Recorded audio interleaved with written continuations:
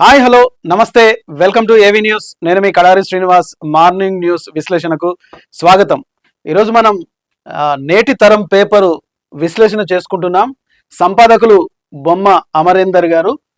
నేటి తరం పేపర్లో ప్రధానంగా బ్యానర్ ఐటమ్గా వచ్చింది కారు కష్టం, మైలేజీ అంతంత మాత్రం, పోరాటం లేని పార్టీ, ప్రజల్లో లేని పట్టు. అసలు లోపం ఎక్కడ జరుగుతోంది? ఓడిపోయిన ఎమ్మెల్యేలు ఏం చేస్తున్నారు? గెలిచిన ఎమ్మెల్యేలు ప్రజలకు ఎంత మాత్రం ఉంటున్నారు? ప్రజా ఉద్యమాలు ఎందుకు చేయడం లేదు?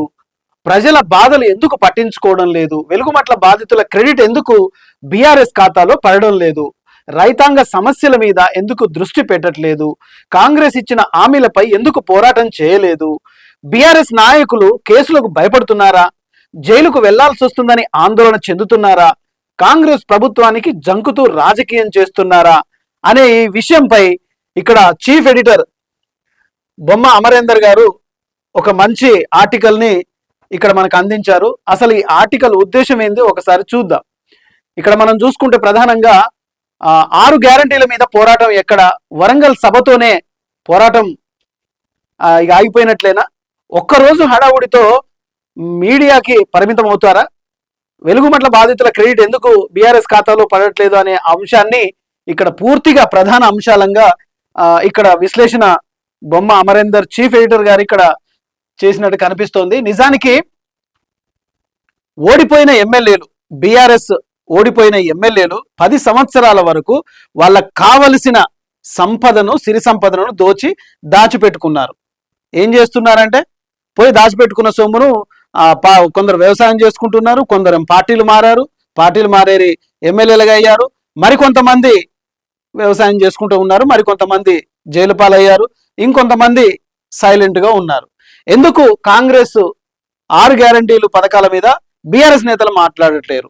మాట్లాడకపోగా అసలు ప్రజల మధ్యకి ఎందుకు వెళ్ళట్లేరు? ఒక్క మీడియాలో కేటీఆర్ తప్ప, అప్పుడప్పుడు హరీష్ రావు తప్ప ఇంకా మీడియాలో ఎవ్వరు కూడా ఎమ్మెల్యేలు కనిపించిన దాఖలాలు కనబడటం లేదు. అదే బ్యానర్ ఐటమ్గా ఈరోజు ఇక్కడ మనం చూస్తున్నాం నేటి తరం న్యూస్ పేపర్లో. బీఆర్ఎస్ నాయకులు నిజంగా ప్రజాక్షేత్రంలో ఉంటున్నారా? ఉద్యమాలు చేస్తున్నారా?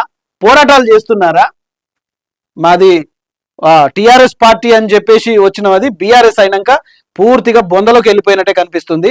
అసలు ఈ పోరాటాలు, ఉద్యమాలు ఆ పార్టీ మర్చిపోయినట్టుంది. అసలు 10 ఏళ్ళు అధికారం అనుభవించారు కదా. 10 ఏళ్ళు అధికారం అనుభవించిన తర్వాత వాళ్ళకి కావాల్సినది వచ్చింది. ఇంకా ప్రజలు ఏ దారిపోతేంది? ఇప్పుడు ప్రతిపక్షంలో మీకు ప్రతిపక్షంలో ఒక సీట్ ఇచ్చినందుకు మీరు ఏం చేయాలా? ప్రజల వైపు నిలబడి ప్రభుత్వాన్ని నిలదీయాలా. అది ఎక్కడ చేస్తున్నారు? ఎక్కడ చేయకనే కదా ప్రధాన పత్రికలో ఇక్కడ మనం చూస్తుంది. వాస్తవానికి 2 నాయకులు తప్ప బీఆర్ఎస్ లో నాయకులు లేరా? వాళ్ళంతా సొంత నిర్ణయాలు తీసుకునే అవకాశం లేదా? వారి స్థాయిలో ప్రజా ఉద్యమాలు చేపట్టరా? గెలుస్తామన్న భావనతోనే ఉంటూ ఎన్నికల కోసం ఎదురు చూస్తున్నారా? ఊహల లోకంలోనే విహరిస్తున్నారా? డైరెక్ట్ ఇది బీఆర్ఎస్ ఎమ్మెల్యేలకే తాకుతుంది. మీరేం చేస్తున్నారో మీరే ఆలోచించుకోండి. కాంగ్రెస్ పాలన వల్ల ప్రజలు విసిగిపోతున్నారని మీకంతటా మీరే అనుకుంటున్నారా? గతంలో బీఆర్ఎస్ హయాంలో ప్రజలు రోడ్ల మీదకు వచ్చి ఎందుకు మాట్లాడడం లేదు? కాంగ్రెస్ పాలన మీద ఎందుకు ప్రజలు తిరుగుబాటు చేయలేదని ఏనాడైనా ఆలోచించారా? ప్రజలు మార్పు కోరుకుంటున్నారని 4 సోషల్ మీడియాలు చూసి సంబరపడుతున్నారా? నిజం చెప్పాలంటే ప్రజలు ఇంకా కాంగ్రెస్ మీద విసుగు తెచ్చుకోవడం లేదు. కారణం వారి వెనక ఏ నాయకుడు లేడు. ఉద్యమాలు చేయడానికి ఏ బీఆర్ఎస్ నాయకుడు ముందుకు రావడం లేదు. ముఖ్యంగా కేసీఆర్ ఫామ్ హౌస్ కే పరిమితం అవుతున్నారు. వస్తున్నా అని కేసీఆర్ చెప్పాల్సిన అవసరం కూడా లేదు. బయటకు వచ్చినప్పుడు దుఃఖలాగా ఉన్నానని కేసీఆర్ చెప్తుంటారు, కానీ బయటకు మాత్రం రావడం లేదు. నిజం చెప్పండి, కేసీఆర్ కు ఎలాంటి ఆరోగ్య సమస్య రావద్దని లేదని జనం అనుకుంటున్నారు. జనం ఆశీస్సులు కేసీఆర్ కు పుష్కలంగా ఉన్నాయి. అయినా కేసీఆర్ కనిపించకపోవడం కూడా పార్టీకి ఇబ్బందికరమే అవుతుంది. నిజానికి ఆయన ఎమ్మెల్యే అయిపోయిన ఆ నియోజకవర్గంలో మా ఎమ్మెల్యే గారు కనపడతలేరని గతంలో ఆ నియోజకవర్గంలో గజ్వేల్ అనుకుంటా, ఆ నియోజకవర్గంలో కనీసం మా ఎమ్మెల్యే గారు కనపడితే చెప్పండి అని చెప్పి కేసీఆర్ మీద సెటర్లు కూడా వచ్చినాయి. కానీ ప్రజలు ఇప్పటికీ కేసీఆర్నే తెలంగాణ ఉద్యమ నాయకుడిగా తెచ్చిన నాయకుడిగా కేసీఆర్ ని అభిమానిస్తున్నారు. కానీ వాళ్ళ ఎమ్మెల్యేల పరిస్థితి ఏంది? 2 సార్లు ఎమ్మెల్యేగా ప్రజలు అవకాశం ఇచ్చిన తర్వాత కేసీఆర్ మీద ప్రజలకు ఎలాంటి దురుద్దేశం లేదు. కానీ వాళ్ళు నిర్ణయించుకున్న ఎమ్మెల్యేల అవినీతికే ఒక్కొక్క ఎమ్మెల్యేకి కనీసం ఎలక్షన్ ముందు, తెలంగాణ కంటే ముందు కనీసం గుండెడి జాగ కూడా లేదు, ఎకరం జాగ కూడా లేదు. అలాంటి వాళ్ళకి ఫామ్ హౌస్లు ఎలా వచ్చాయి, ఇంతింత డబ్బులు ఎలా వచ్చాయి అనేది జగమెరిగిన సత్యం. ఇదంతా బహిరంగ రహస్యం. అందుకనే ఎడిటర్ బొమ్మ అమరేందర్ గారు డైరెక్ట్ గా కారు యొక్క పరిస్థితిని ఇక్కడ వివరించారు. ఎక్కడ లోపం జరుగుతుంది అని అంటే, లోపం జరిగేది ఎక్కడ? ఎమ్మెల్యేల చుట్టూ, ఎమ్మెల్యేల దగ్గరనే. వాళ్ళు ప్రజల్లోకి వెళ్ళరు, ప్రజా సమస్యల మీద మాట్లాడరు, పైగా మీడియాలో కనిపించరు. అధికారం ఉంటేనే ఆర్భాటమా? అధికారం లేకపోతే అంటే మీరు అధికారం కోసం పనిచేస్తున్నారా, లేకపోతే ప్రజల సంక్షేమ అభివృద్ధి కోసం పనిచేస్తున్నారా? 10 ఏళ్ళు మీకు అధికారాన్ని కట్టబెట్టిన ప్రజలు మీరు ప్రతిపక్షంలో కూర్చోబెడితే, ప్రతిపక్షంలో ఉన్నప్పుడు ప్రజలకు మద్దతుగా, సపోర్టుగా మీరు ప్రభుత్వం మీద పోరాటం చేయాలి కదా. ఒక్కరో ఇద్దరు తప్ప మిగతా వాళ్ళు ఎవరున్నారు? అంటే కేసీఆర్ మిమ్మల్ని ఏమైనా మాట్లాడొద్దని చెప్తున్నాడా, లేకపోతే పార్టీ కార్యనిర్వాహక అధ్యక్షుడు కేటీఆర్ ఏమన్నా మాట్లాడొద్దని చెప్తున్నారా? మీరే ప్రజలకు సమాధానాలు చెప్పాల్సిన బాధ్యత ప్రతిపక్షంలో కూర్చున్న నాయకులారా మీ పైనే ఉంది. ఈ ఆర్టికల్ కూడా అదే సూచిస్తుంది. నిజానికి ఈ ఆర్టికల్ మొత్తం అదే ఉంది. నాయకులు, కార్యకర్తలు ఉన్నాయి. ఇది 100 పైసల నిజం. హరీష్ రావు వెంట ఉండే పార్టీ టికెట్ రాకపోవచ్చు అనే అనుమానం కూడా నాయకుడికి రావద్దు. ఏ టికెట్ అయినా సరే ఇద్దరు కలిసే తీసుకుంటారన్న నమ్మకాన్ని ప్రజల్లో కల్పించండి. ప్రజల్లో లేని ఎంత పెద్ద నాయకుడైనా సరే పక్కన పెడతామని ప్రకటించండి. కేటీఆర్, హరీష్ రావులు వస్తేనే హడావుడి చేసే వాళ్ళను దూరం పెట్టండి.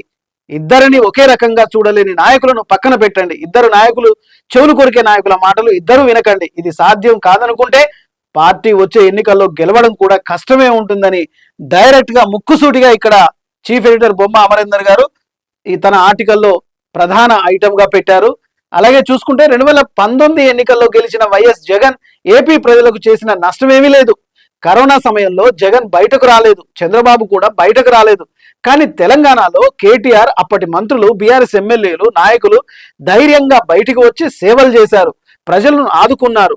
కేటీఆర్ రెడ్ జోన్ ఏరియాలో కూడా తిరిగారు, ప్రజలకు ధైర్యం చెప్పారు. హరీష్ రావు కూడా అలాగే సేవ చేశారు. ఆయన కూడా కరోనా సోకి కొంత బయటకు రాలేదు. కానీ కేటీఆర్ తో పాటు ఇంకనేక మంది మంత్రులు కూడా, ఎమ్మెల్యేలు సేవలు చేశారు అని చెప్పుకోవడంలో బీఆర్ఎస్ విఫలమైంది. అసలు మీరు చేసిన సేవ ఏందో మీరు ప్రజలకు చెప్పుకోవడం కూడా అంత అసమర్థత అయితే మీరు నాయకులు ఎలా అవుతారు?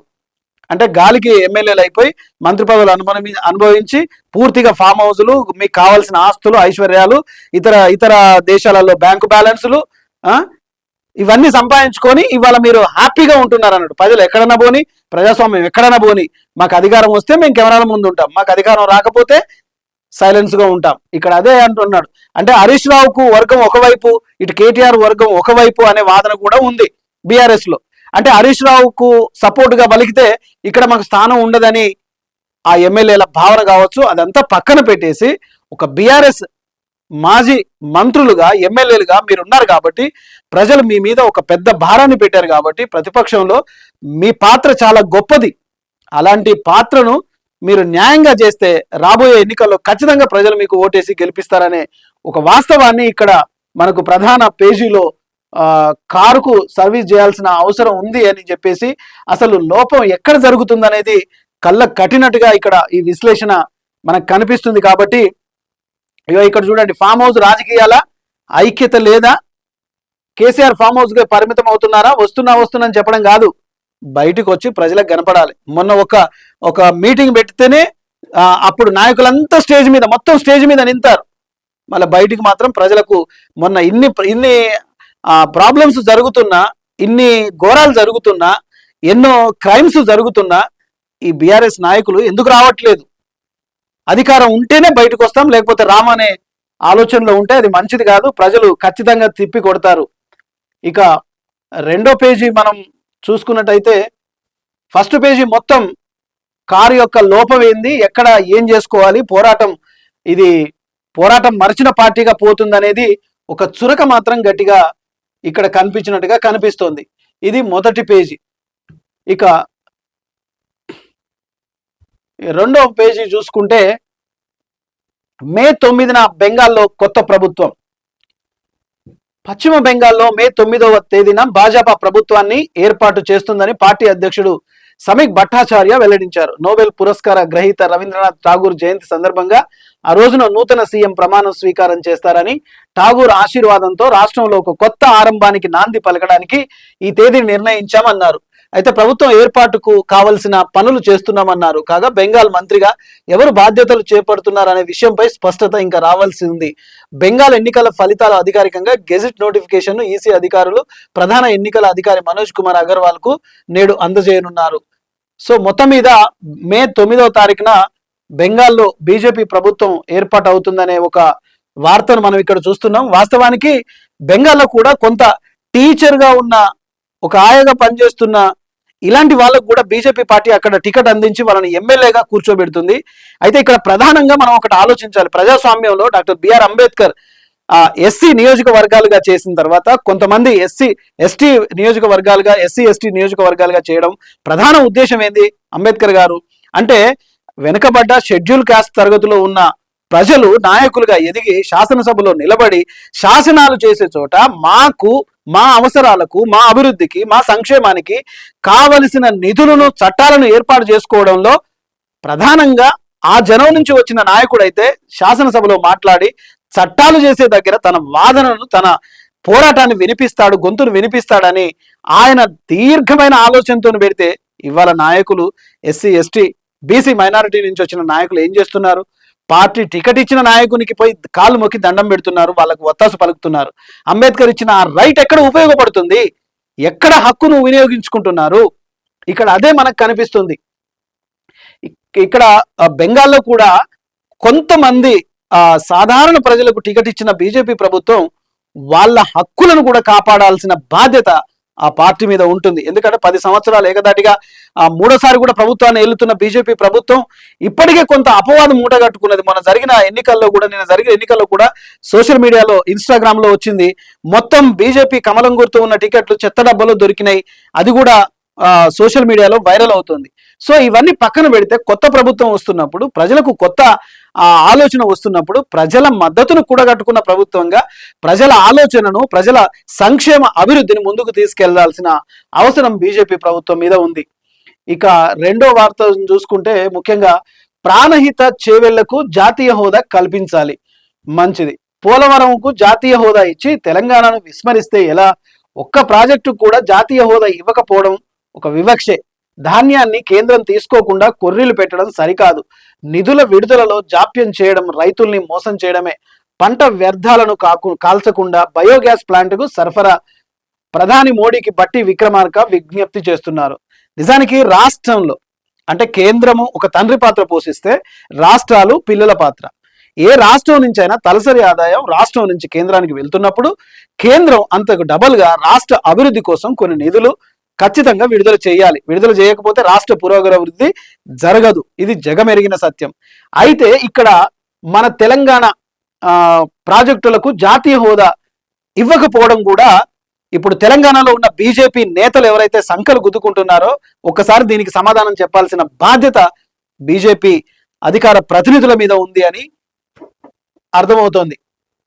ఇక రాజన్న సిరిసిల్ల ప్రధానమంత్రి నరేంద్ర మోడీ తెలంగాణ పర్యటనను పురస్కరించుకొని ఉమ్మడి ఆంధ్రప్రదేశ్ రాష్ట్రంలో కాంగ్రెస్ ప్రభుత్వ హయాంలో డిజైన్ చేసిన డాక్టర్ బిఆర్ అంబేద్కర్ ప్రాణహిత చేవెళ్ల ప్రాజెక్టును తక్షణమే జాతీయ ప్రాజెక్టుగా ప్రకటించాలని రాష్ట్ర ఉప ముఖ్యమంత్రి బట్టి విక్రమార్క విజ్ఞప్తి చేశారు. సిరిసిల్ల జిల్లా గంభీరావుపేట గ్రామంలో పంతులు గారి తోటలో bio stardom technology private limited ఆధ్వర్యంలో ఏర్పాటు చేసిన కంప్రెస్డ్ బయోగ్యాస్ ప్లాంట్ నిర్మాణానికి డిప్యూటీ సీఎం బట్టి విక్రమార్క నిన్న దుద్దిల్ల శ్రీధర్ బాబు, తుమ్మల నాగేశ్వరరావు, పొన్నం ప్రభాకర్లతో కలిసి భూమి పూజ చేశారు.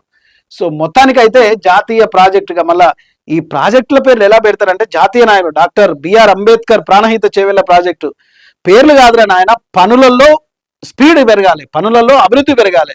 పేరేమో అంబేద్కర్ గారి పేరు పెడతారు, ప్రాణహిత చేవెళ్ల ప్రాజెక్ట్ అని చెప్పేసి మళ్ళీ దాన్ని జాతీయ హోదా కల్పించాలంటే అది పెట్టినప్పటి నుంచి పోరాటం చేస్తే సరిపోద్ది కదా. ఎప్పుడో అమాస వచ్చినప్పుడు లేకపోతే అమాస వెళ్ళిపోయి పుణ్యం వచ్చినప్పుడు అప్పుడే దీని గురించి మాట్లాడడం, మళ్ళీ తెల్లారి వేరే న్యూస్లలో వెళ్ళిపోవడం. అంటే ఇక్కడ మనం అర్థం చేసుకోవాల్సింది ఏంటంటే తెలంగాణ ప్రాజెక్టులకి జాతీయ హోదా కల్పించడానికి అది నిరంతర పోరాటం చేయాలి, కేంద్రం మీద ఒత్తిడి తీసుకురావాలి, ప్రతినిత్యం జరగాల్సిన పోరాటం అది. సో ఆ పోరాటం ఇంకా ముందుకు పోవాలని మనస్ఫూర్తిగా కోరుకుంటున్నా. ఇక ఇక్కడ చూసుకుంటే అస్సోంలకు బీజేపీ పరిశీలకులుగా నియామకం, అమిత్ షా బీజేపీ నడ్డాలకు పార్టీ బాధ్యతలు. పశ్చిమ బెంగాల్, అస్సోంలలో బీజేపీ ఘన విజయం సాధించిన ఈ నేపథ్యంలో అక్కడ ప్రభుత్వాలు ఏర్పాట్లకు బీజేపీ రంగం సిద్ధం చేసింది. 2 రాష్ట్రాల్లో బీజేపీ ప్రభుత్వం ఏర్పాటు చేయబోతుంది. బెంగాల్ సీఎం ఎవరు అనే దానిపై నెలకొంది. ఈ నేపథ్యంలో పశ్చిమ బెంగాల్లో ప్రభుత్వం ఏర్పాటుకు సంబంధించిన పరిశీలకుడుగా కేంద్ర హోం మినిస్టర్ షాను కూడా బీజేపీ అధిష్టానం నియమించింది. అలాగే ఒడిశా సీఎం మోహన్ చరణ్ జ్యూరీని కూడా సహ పరిశీలకుడుగా నియమించింది. ఎమ్మెల్యేలు, అగ్రనేతలు హాజరవుతున్నారు. సో అది పరిశీలకులుగా అమిత్ షా, జేపీ నడ్డాలకు కూడా బాధ్యతలు పార్టీ అప్పజెప్పినట్టుగా మనం ఇక్కడ చూస్తున్నాం. ఇక ఇంకొక వార్త, ఏరోస్పేస్ దిగ్గజాలకు తెలంగాణ వ్యూహాత్మక భాగస్వామి, డ్రోన్ టెక్నాలజీ, శాటిలైట్ కమ్యూనికేషన్ లోను global leader, ecosystem, innovation, R&D, industry ready work force పై దృష్టి, ఐటీపీ ఏరో ఇండియా ప్లాంట్ కు మంత్రి శ్రీధర్ బాబు భూమి పూజ. నిజానికి ఇది ఒక అద్భుతమైన న్యూస్ అనే చెప్పాలి. ఎందుకంటే మొన్న జరిగిన దేశ సరిహద్దుల్లో జరిగిన యుద్ధాల్లో కూడా యువకులు టెక్నాలజీని ఉపయోగించి చాలా వరకు విజయాన్ని చేకూర్చడంలో యువకుల ఆలోచన విధానం కానీ, యువకుల టెక్నాలజీ కానీ చాలా ఉపయోగపడింది. ఇలాంటి మన తెలంగాణలో వేస్తే కనుక ఎంతో మంది నిరుద్యోగ యువతకు ఉపాధి దొరుకుతుంది. వాళ్ళ ఐడియాలజీని డెవలప్మెంట్ చేసుకొని దేశ రక్షణలో భాగంగా వాళ్ళు జాతీయ స్థాయిలో, నేషనల్ స్థాయిలో వాళ్ళు దేశ రక్షణలో భాగస్వాములు అవడానికి కూడా ఇది ఒక మంచి వార్తగా ఉపయోగపడుతుంది. ఇక శాసనసభాపక్ష నేతగా విజయ్ ఎన్నిక, ప్రభుత్వం ఏర్పాటుపై సమావేశంలో చర్చ, మెజారిటీ కోసం గవర్నర్ను 15 రోజులు గడువు కోరిన టీవీకే పార్టీ, పొత్తు కోసం ఎవరిని అడుక్కోబోమని స్పష్టీకరణ. అయితే తమిళనాడులో రాజకీయాలు మార్పు ఎలా చెందాయి అనేది జయలలిత దగ్గర నుంచి ఇవాళ స్టాలిన్ దగ్గర నుంచి ఇవాళ టీవీకే పార్టీ విజయం వెనుక అసలు రహస్యం ఏముందని మనం ఆలోచిస్తే, ఒక్కొక్క పార్టీకి అనేక మీడియా ఛానళ్ళు ఉన్నా పనిగట్టుకొని విజయ్ మీద ఒక నిందలు, ఆరోపణలు చేసిన ప్రజలు, తమిళనాడు ప్రజలు పూర్తిగా తిప్పికొట్టేసి తమకు నచ్చిన హీరో విజయ్ అని చెప్పేసి గంటా పదంగా విజయ్కి 100కు పైగా భారీ మెజారిటీని అందించారు. విజయ్ కూడా తన డ్రైవర్కి కూడా టికెట్ ఇచ్చి గెలిపించుకున్నారు. ఆయనకు కార్మిక శాఖ మంత్రి పదవి కూడా ఇస్తున్నట్టుగా మనం వార్తల్లో ఉన్నాయి. అయితే విజయ్ రేపు ముఖ్యమంత్రిగా ప్రమాణం చేసే అవకాశాలు కూడా కనిపిస్తున్నాయి. ఇప్పటికే తనను బీజేపీ ప్రధానమంత్రిగా ఉన్న నరేంద్ర మోడీ గారు కూడా మన విజయ్కి ట్వీట్ చేశారు, మీరు ముఖ్యమంత్రిగా వస్తున్నారు, చాలా సంతోషం అని చెప్తే ఆయన కూడా విజయ్ ఆ ట్వీట్ లో కూడా ఏం పెట్టాడంటే, నాకు శుభాకాంక్షలు తెలుపుతున్నందుకు మంచిది, కానీ రాష్ట్రాల అభివృద్ధికి కేంద్రం కూడా మీ సహాయం కావాలని చెప్పేశాడు. కానీ ఆయన ఏనాడు బీజేపీ మద్దతును కోరలేదు. ఎందుకంటే బీయింగ్ ఏ షెడ్యూల్ క్యాస్ట్ కు చెందినవాడు కాబట్టి, అంబేద్కర్ పెరియార్ భావజాలంతో పెరిగినవాడు కాబట్టి ఇక్కడ ఒక ఉద్దేశం ప్రజల సంక్షేమం, అభివృద్ధినే కోరుకుంటున్నాడు. కానీ ఇదే విజయ్ బీజేపీ పొద్దును కోరుకోవట్లేదు అనేది ఇక్కడ ప్రధానంగా మనం అర్థం చేసుకోవాల్సిన విషయం. ఇప్పటికే కాంగ్రెస్ పార్టీ ఇక్కడ విజయ్కి పొత్తు చేకూర్చడంలో సక్సెస్ అయిపోయింది. ఆయన శాసనసభాపక్ష నేతగా అంటే ఆల్మోస్ట్ సీఎంగా ప్రమాణ స్వీకారం బహుశా రేపు చేయొచ్చు. ఆయన మంత్రివర్గాన్ని కూడా విస్తరణ చేసుకుంటున్నాడు. ఒక 15 రోజులు కూడా గవర్నర్ను గడువు కోరినట్టుగా మనం ఇక్కడ చూస్తున్నాం. మొత్తానికి విజయ్ బీజేపీని దూరం పెట్టి కాంగ్రెస్ ను మద్దతు కోరినట్టుగా తెలుస్తుంది. కాంగ్రెస్ లో కూడా 2 సీట్లకు మంత్రి పదవులు ఇచ్చే అవకాశం కూడా తమిళనాడులో కనిపిస్తోంది. ఇది ఇక్కడి వార్తలు చూసుకుంటే, ఇక బీఆర్ఎస్ బీజేపీ కుమ్మక్కు రాజకీయాలు అంటూ కాళేశ్వరంపై సిబిఐ విచారణ ఎందుకు తొక్కిపెట్టారు, వరంగల్లో రైతు మేళ కార్యక్రమంలో మంత్రి పొంగులేటి శ్రీనివాసరెడ్డి కూడా ఇక్కడ ఒక స్టేట్మెంట్ మనం చూస్తున్నాం. ఇక కాళేశ్వరంపై సిబిఐ విచారణ ఎందుకు చెయ్యరు పిసిసి ప్రెసిడెంట్, సేమ్ ఇదే వార్తను. సో ఇక ఇంకొక వార్త చూసుకుంటే, ఇచ్చిన హామీలకు పాలనకు పొంతన లేదు, కాంగ్రెస్ సర్కారును సాగనంపడమే ఉత్తమం, గజ్వెల్ బీజేపీ సభలో ఈటల రాజేందర్. అసలు ఈటల రాజేందర్ అన్న జీవితమే ఒక పుస్తకంగా రాయొచ్చు. ఒక కమ్యూనిస్టు భావజాలంతో ఆయన విద్యార్థి దశ నుంచి ఉద్యమాల్లో పాల్గొని తెలంగాణ ఉద్యమంలో కేసీఆర్ కు ఒక కుడి భుజంగా ఉన్న ఈటల రాజేందర్ అనూహ్యంగా పార్టీని విడనాడి బీజేపీలోకి వెళ్ళి అది ఉండాలనా వద్దా అనే సందిగ్ధంలో ఆయన బీజేపీ పార్టీలోకి వచ్చినా కూడా కొంతమంది నాయకులకు ఓర్చుకోలేని మనస్తత్వాలు కూడా బీజేపీ పార్టీలో ఉన్నాయి. క్రమశిక్షణకు మారుపేరు బీజేపీ అని చెప్పుకుంటారు, కానీ ఇక్కడ రాజన్న విషయంలో మాత్రం అది చాలా వేరుగా ఉంది. సో మొత్తానికి ఇక్కడ కే కాంగ్రెస్ సర్కారును సాగనంపడమే ఉత్తమని మనం ప్రధాన పేజీలో చూసాం. కారుకు మరమ్మతులు చేయాలి, మైలేజ్ ఎందుకు తగ్గిందని చూసినాం కదా. ఇక్కడ ఆ పాత్రను ప్రతిపక్ష పాత్రను బీజేపీ పోషిస్తుంది, కానీ ఈ బీఆర్ఎస్ పార్టీలు జాడ లేకుండా పోయినాయి అనేది మనం ప్రధాన బ్యానర్ ఐటమ్ గా చూస్తాం. ఇక్కడ బీజేపీ పార్టీ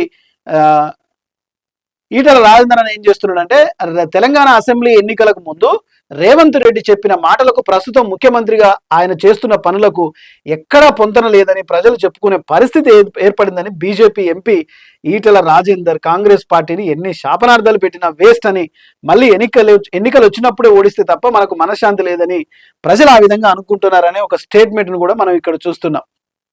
ఇక మరొక వార్తను చూస్తున్నాం. మక్కల కొనుగోలులో కావాలని జాప్యం, రైతులను మోసం చేస్తున్న ప్రభుత్వం, నేటిలోగా సమాధానం రాకపోతే ఆందోళన తీవ్రం, ప్రభుత్వాన్ని హెచ్చరించిన కేటీఆర్. ఇంతకుముందు మనం అనుకున్నట్టుగా కేటీఆర్ ఒకరే ప్రతిపక్ష పాత్రను పోషిస్తూ పేపర్లలో కానీ ప్రజలకు మద్దతుగా ఆయన పోరాటం చేస్తున్నట్టుగా మనం ఇక్కడ చూస్తున్నాం. 14 లక్షల ఎకరాల్లో మొక్కజొన్న పండించారని, అయితే ఆ మేరకు కొనుగోలు ప్రణాళికలు రూపొందించలేదని బీఆర్ఎస్ వర్కింగ్ ప్రెసిడెంట్ కేటీఆర్ ఆరోపించారు. ప్రభుత్వం కేవలం 10 లక్షల టన్నుల పంటను మాత్రమే కొనుగోలు చేయాలని భావిస్తోందని, మిగతా పంటను నిర్లక్ష్యం చేస్తుందని విమర్శించారు. నిజానికి మనం సోషల్ మీడియాలో చూసిన ఒక మొక్కజొన్న పంట మొత్తం కాలిపోతే ఆ మహిళ రైతు ఏడుస్తూ తీసిన వీడియోకి ప్రభుత్వం చెల్లించి ఖచ్చితంగా ఆమెకి ఒక ఆర్థిక సహాయాన్ని చేసినట్టుగా కూడా మనం చూస్తున్నాం. ప్రభుత్వం దృష్టికి తీసుకురావాల్సిన బాధ్యత ప్రతిపక్ష పాత్ర ఈ పార్టీల మీద ఉంటుంది కాబట్టి ఖచ్చితంగా ప్రభుత్వం ఆ దిశగా ఆలోచన చేస్తుంది, ఖచ్చితంగా చేయాలి కూడా. ఇక హైదరాబాద్ ORR పై 33% యాక్సిడెంట్ కారణం నిద్రమత్తే. ఇక ఇంకొక వార్త చూసుకుంటే, ప్రైవేటు పాఠశాలల ఫీజులు మానవ హక్కుల సంఘం కీలక ఆదేశాలు. ఇక ఈ ప్రైవేటు పాఠశాలలు ప్రభుత్వ పాఠశాలలు చూసుకుంటే, ప్రభుత్వ పాఠశాలల్లో ఒక్కొక్క విద్యార్థికి ఎంతెంత అమౌంట్ మనం పెడుతున్నాం అనేది చూసుకోకుండా ప్రైవేటు పాఠశాలలకు పెరిగిపోవడం, ఒక బిజినెస్ అయింది, విద్య ఒక వ్యాపారం అయింది. అసలు రాష్ట్రంలో విద్య వైద్యం పూర్తిగా వ్యాపారంగా మారిపోయినాయి. ఖాళీ మనం వార్తల్లోనే చూసుకోవచ్చు. ఇక్కడ మనం మానవ హక్కుల సంఘం అయితే ఇక్కడ సీరియస్ గా అవుతుంది. ప్రైవేట్ పాఠశాలల ముందస్తు ఫీజులు వసూలు చేసే విషయంలో రాష్ట్ర మానవ హక్కుల కమిషన్ తీవ్రంగా స్పందించింది. పాఠశాలలు ముందస్తు ఫీజు వసూళ్లపై చర్యలు తీసుకోవాలని విద్యాశాఖ అధికారులను ఆదేశించింది. సంతోషం. ఈ ఫీజు వసూళ్లు, ఈ విద్యా వైద్యం వ్యాపారం కావడం, ఇదంతా మనకు పట్టిన దరిద్రంగా, ఇది ఒక చీడ పురుగుగా మనం చూసుకోవచ్చు. ఇది ప్రధానంగా 2వ పేజీలో ఉన్న వార్త. ఇక 3వ పేజీలోకి వెళ్తే, ప్రధానంగా 3వ పేజీలో మనం చూసుకుంటే, ప్రాణహిత చేవెళ్లకు జాతీయ హోదా కల్పించాలి అని 2వ పేజీలో అది మనం వార్తను చూడొచ్చు. ఇక బెంగాల్ అసోంలకు అదే పేజీ తర్వాయి భాగం, కాళేశ్వరంపై సిబిఐ విచారణ ఎందుకు చేరనే దాని మీద ఇచ్చిన హామీలకు పాలనకు పొంతన లేదు అని బీజేపీ కామెంట్ చేసిన వార్తను కూడా ఇక్కడ మనం చూడొచ్చు. ఇక ప్రధానంగా మనం ఇక్కడ చూసుకుంటే, హైదరాబాద్ ORR పై ప్రధానంగా 33% యాక్సిడెంట్ కు ప్రధాన కారణం నిద్రమత్తే. నిజానికి ORR భాగ్యనగరానికి ఒక మణిహారంగా ఉంది. అయితే ఇక్కడ ప్రధానంగా సిటీ లోపల నుంచి కాకుండా డైరెక్ట్ గా ఔటర్ రింగ్ రోడ్డు పై మనం ఈజీగా మనం వెళ్ళడానికి అవకాశం ఉంది. అయితే ప్రధానంగా ఈ ORR మీద వస్తుంటే 33% మంది నిద్రమత్తుతోనే ఎక్కువ స్పీడ్తోని, ఓవర్ స్పీడ్తోనే వెళ్ళిపోయి పూర్తిగా ప్రమాదాలకు కారణమవుతున్నారు, ప్రాణాలు పోగొట్టుకుంటున్నారు. ఇంకొక విషయం ఏంటంటే, ఈ ORR మీద కొంతమంది బండి పార్కింగ్లు చేయడం వల్ల కూడా ఎక్కువగా ORR మీద యాక్సిడెంట్ జరిగే అవకాశం ఉంటుంది. అలాగే సీసీ క్యామ్లు లేకపోవడం కూడా ఇక్కడ ప్రధానంగా మనం చూసుకోవచ్చు. ఒక ట్రాఫిక్ పోలీసుల పర్యవేక్షణ కూడా ఇక్కడ కొంత కొరతగా ఏర్పడుతుంది. ORR మీద యాక్సిడెంట్లు జరగడానికి ప్రధానంగా దాని మీద ఒక ఎపిసోడ్ చేసుకోవచ్చు. ప్రధానంగానైతే నిద్రమత్తు ఎక్కువగా ఉంటుంది, మద్యం సేవించి కూడా బైకులు, కార్లు కూడా నడపడం జరుగుతుంది. అలాగే ORR మీద సైడ్కు పార్కింగ్ చేయడం ద్వారా కూడా కారణాలు అవుతున్నాయి. అలాగే సీసీ క్యామ్లు లేకపోవడం, పోలీసుల పర్యవేక్షణ లేకపోవడం కూడా ORR మీద యాక్సిడెంట్లు 33% జరగడానికి కూడా అవకాశం ఉంటుంది. ఇక ప్రధాన కారణాలు ఇక్కడ మనం చూసుకుంటే, నిద్రమత్తు 33%, డ్రైవింగ్ నిర్లక్ష్య డ్రైవింగ్ 25%, అతివేగం 15%, పేలడం అంటే ఎక్కువ హీట్ అయిపోయి పేలడం కూడా ఇక్కడ మనం చూసుకోవచ్చు. ఇక్కడ మనం అన్ని ప్రధాన బ్యానర్ నుంచి తర్వాయి భాగాన్ని ఇక్కడ మనం చూస్తున్నాం. మొత్తంగా 9 రాష్ట్రాలకు ఆక్టోపస్ సైబర్ క్రైమ్ పోలీసుల దాడులు, 50 మందిని అరెస్టు చేసిర్రు. ఇక ఈ సైబర్ క్రైమ్ గురించి అయితే మన అత్యాశే మనకు పూర్తిగా మనం సైబర్ క్రైమ్కు లోనవడం గురిగా అవుతుంది. తెలియని వాట్సాప్లో నుంచి తెలియని నెంబర్ల నుంచి వచ్చినప్పుడు మనం దాన్ని వాట్సాప్లో అసలు టచ్ కూడా చేయొద్దు, వాళ్ళకి సమాధానం కూడా ఇవ్వద్దు, వెంటనే బ్లాక్ చేసుకోవడం అంతా ఉత్తమం. ఏదో మీ వెహికల్కి ఆర్టీఏ చలాన్ వచ్చిందని చెప్తూ, లేకపోతే మీ బాబో లేకపోతే మీరో పూర్తిగా ఒక కేసులో ఇరుక్కున్నారు, మీరు వెంటనే ఇంత డబ్బు చెల్లించాలి నేను మాట్లాడతా అని చెప్పడం. స్వతహాగా నాకే వచ్చింది ఒకటి. ఇప్పుడు సిపిగా పనిచేస్తున్న సుమతి మేడం దగ్గర నుంచే ఫేస్బుక్లో నాకు ఒక మెసేజ్ రావడం, నేను అది అరే మేడం గారే అని చెప్పేసి నేను నమ్మడం, నేను వెంటనే మా చెల్లెలకి ఆ మెసేజ్ పాస్ చేయడము, అన్న ఇది సైబర్ క్రైమ్ అని తెలుసుకున్న వెంటనే దాన్ని క్యాన్సిల్ చేసి మళ్ళీ సుమతి మేడం గారికి అది పంపివ్వడం, ఇది సైబర్ అని చెప్పేసి వెంటనే బ్లాక్ చేయడం. అంటే తన మన అని ఎవరు భేదం లేకుండా ప్రతి ఒక్కరికి ఆశ అనేది ఉంటుంది కదా, ఏదో తక్కువలో వస్తున్నాయి సామాన్లు, లేదంటే వెంటనే ఏదో మా నెంబర్ మీద మనకేదో ఇదైపోయిందని, లేకపోతే ఆపద మనకే వచ్చిందని, లేకపోతే పోలీసు యూనిఫామ్ మీద ఆ ఫోటో పెట్టుకొని ముఖ్యంగా వాట్సాప్ కాల్ రావడము, ఇలాంటి ఏ వచ్చినా సరే మీరు ధైర్యంగా సైబర్ క్రైమ్కి మీరు రిపోర్ట్ చేయొచ్చు. లేకపోతే వాళ్ళతోని వాగ్వివాదన అస్సలు చేయొద్దు. ప్రధానంగా అత్యాశకు లోనవ్వకూడదు, అండ్ అలాగే వాళ్ళతో వాదోపవాదాలు జరపకూడదు, వాళ్ళతో చాటింగ్ కూడా చేయకూడదు, అసలు వాళ్ళతో మాట్లాడనే కూడదు. వాళ్ళతో మాట్లాడితే మాత్రం మిమ్మల్ని మాటల్లో దించుతారు. మీరు మానసికంగా మిమ్మల్ని తన వశం చేసుకొని ఖచ్చితంగా ఎలాగో మీ డేటా చోరీని చేయడం జరుగుతుంది, మీ బ్యాంక్ బ్యాలెన్స్ కూడా నిల్ అవుతుంది. కాబట్టి ఈ సైబర్ క్రైమ్ దాడుల మీద పోలీసులు మనకి ఇప్పటికే ఎన్నో చర్యలు తీసుకుంటున్నారు. అలాగే మనం కూడా ఈ సైబర్ దాడుల నుంచి ఎదుర్కోవాలంటే మనం తెలుసుకుంటూ మన ఫ్రెండ్స్ కూడా ఈ మెసేజ్ని పాస్ చేయాలి. ఇది ఇక మూడో పేజీలో ఇది ఉంది. ఇక 4వ పేజీలో మనం చూసుకుంటే 4వ పేజీలో ప్రధానంగా మనం ఇక్కడ చూసుకోవచ్చు, హుస్నాబాద్ నుండి హన్నాపురం పోయే రోడ్డుకు అడ్డంగా కడీలు నాటిన భూ కబ్జాదారులు, దళారులు. ఇక్కడ చూడండి మీకు ఎంత నీట్గా కనిపిస్తుందో. ఒక రహదారి మీద భూ కబ్జాదారులు ఎలా కడ్డీలు పడతారో చూడండి. అంటే మనం ప్రతిరోజు పేపర్ విశ్లేషణ చేసుకుంటున్నప్పుడు ప్రభుత్వ భూమి హంఫటు, భూ కబ్జాదారులు పంజాలో భూమి హంఫటు, ఇవన్నీ ఎంత రాసినా కానీ అధికారులకు ఆర్థికంగా ఎదగడం తప్ప ఇలాంటి వాటి మీద దృష్టి సారించలేరు. దయచేసి ఇలాంటి వాటిపై దృష్టి సారించండి. ఇక్కడ హుస్నాబాద్ నుండి హన్నాపురం పోయే రోడ్డుకు అడ్డంగా కడీలు నాటిన వైనం భూ కబ్జాదారులు, దళారులు రోడ్డుకు అడ్డంగా కడీలు నాటితే ఖబర్దార్, వారిపై చట్టరీత్యా చర్యలు తీసుకుంటాం అని భువనగిరి తహసీల్దార్ జగన్ మోహన్ రావు చెప్పిండు. మరి వీటి మీద ఖచ్చితంగా చర్య తీసుకోవాలి. గత 2 రోజుల క్రితం రెవెన్యూ అధికారులు కడీలు తొలగించినా, కడీలు పెడితే మన తొలగించిర్రా, అయినా సరే మరో రాత్రికి రాత్రే కడీలు నాటిన భూ ఆక్రమణదారుల వైనం ఇక్కడ మనం స్పష్టంగా చూడొచ్చు. హుస్నాబాద్ భూములలో రియల్టర్లుగా పాగా వేశారు. పట్టించుకొని పోలీసులు పట్టేదారులను భయభ్రాంతులకు గురి చేస్తున్న నకిలీ పట్టేదారులు, ఏడాది కాలంగా ఎన్నో అవస్థలు పడుతున్న రైతులు పట్టా భూములలో ఫినిషింగ్ వైరుని తొలగించి కడీలు నాటారని పోలీసులకు ఫిర్యాదు చేసినా నేటి వరకు చట్టరీత్యా చర్యలు తీసుకుపోవడం బాధాకరం.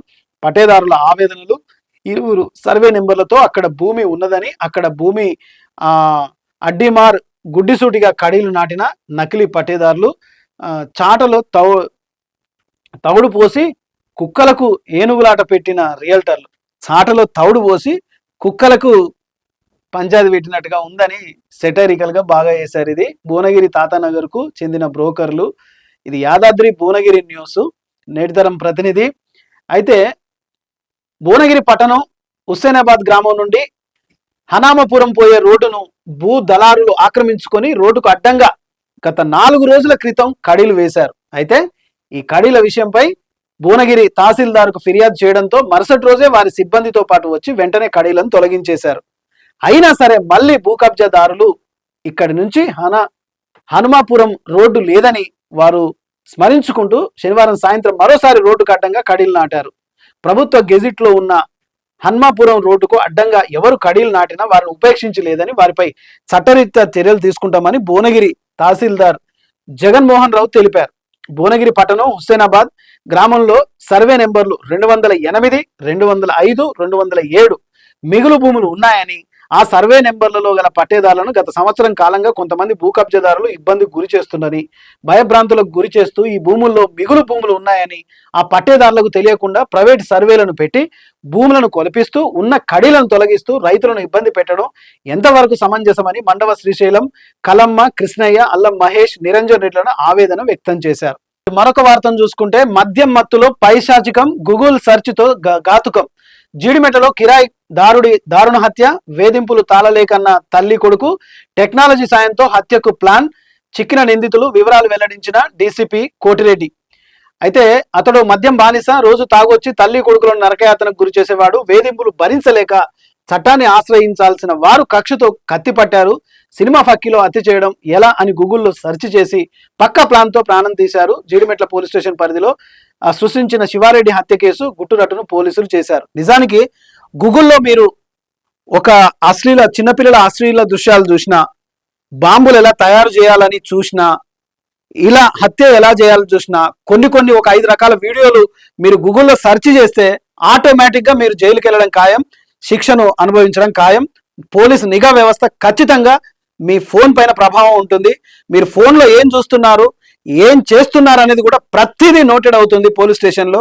కాబట్టి తెలిసినా తెలియకపోయినా ఈ విషయాల మీద మీరు సెర్చ్ చేస్తే మీరు పోలీస్ స్టేషన్కు వెళ్తారు. అదే వార్త ఇక్కడ మనం చూస్తున్నాం. ఇక చలివేంద్రాలు, పేదల బాటసారుల దప్పికకు కల్పవృక్షాలు. నిజంగా సామాజిక సేవలో ప్రతి ఒక్కరు కూడా ఈ చలివేంద్రాలు ఏర్పాటు చేయాలి. ఎండాకాలంలో ఎంతో మంది పాదాచారులు అయితేనేమి, చిన్నపిల్లలు అయితేనేమి, మహిళలు అయితేనేమి, వృద్ధులు అయితేనేమి, వాళ్ళు తాగాలనుకున్నప్పుడు మంచినీళ్ళు అందివ్వడంలో అదొక మంచి పని అని చెప్పేసి ప్రతి ఒక్కరూ వివిధ పేర్లతో ఈ చలివేంద్రాలను ఏర్పాటు చేసి ఈ బాటసారులకు దప్పిక తీర్చడం నిజంగా చాలా సంతోషకరమైన విషయం. ఇక మరొక పేజీ చూసుకుంటే ఐదో పేజీ మనం కనుక ఒకసారి చూస్తే, గజ్వెల్లో విస్తృత స్థాయి కార్యకర్తల సమావేశం నిర్వహించిన ఎంపీ ఈటెల రాజేందర్ అని ఇక మనం చదువుకున్నాం. వరి ధాన్యాన్ని కొనుగోలు చేయకపోతే ఇక అదొక వార్త. 10వ తరగతి విద్యార్థినులకు ఒక్కొక్కరికి 25,000 అందజేత. విద్యార్థినిలు విద్యలో రాణించాలి, బాలికలపై చదువులకు చిరు ప్రోత్సాహం. అనంతరావుపల్లి సర్పంచ్ దావనమైన సులోచన మల్లేష్ యాదవ్. నిజంగా ఈ సులోచన మల్లేష్ యాదవ్ గారికి మనస్ఫూర్తిగా ధన్యవాదాలు తెలుపుతున్నాను. ఎందుకంటే 10వ తరగతి విద్యార్థినిలు ఎవరైతే ఎక్కువగా 10 పాస్ అయినా చదువులకు వెళ్ళడానికి వాళ్లకు ఒక ప్రోత్సాహం చేస్తున్నందుకు కూడా అభినందనీయం. ఇలాంటి పనులు ఖచ్చితంగా ప్రతి ఒక్కరు గ్రామంలో స్థిరపడ్డ వాళ్ళు, ఆర్థికంగా మంచుకున్న వాళ్ళు, తాను చదువుకున్న స్కూల్కి, చదువుకున్న పాఠశాలకి, అందులో ఉన్న పిల్లలకి, 10th క్లాస్ పిల్లలకి ఏదో రకంగా ఇట్లా ఆర్థిక సాయం చేయడం చాలా సంతోషకరమైన విషయం. ఇంకో వార్త చూసుకుంటే, లిఫ్ట్ ఇస్తానని చెప్పి చైన్ స్నాచింగ్ చేసిన వ్యక్తి రిమాండ్. నిందితుడి వద్ద నుండి ఆభరణాలు స్వాధీనం. 28.50 గ్రాముల పుస్తెల తాడు, 2.7 గ్రాముల బంగారు చెవిపోగులు, 190.30 గ్రాముల వెండి పట్టగొలుసులు, నేరానికి ఉపయోగించిన హీరో గ్లామర్ బైకు ఇది స్వాధీనం చేసుకున్నట్టుగా మనం చూస్తున్నాం. బైక్ మీద లిఫ్ట్ ఇస్తా అని చెప్పేసి పూర్తిగా దోచుకున్నట్టు కూడా, బైక్ మీద వెళ్లే వాళ్ళు ఎవరికి లిఫ్ట్ ఇవ్వాలి, ఎవరికి లిఫ్ట్ ఇవ్వకూడదు అనే విషయం కూడా ఖచ్చితంగా ఎవరిని నమ్మే పొజిషన్లో లేదు.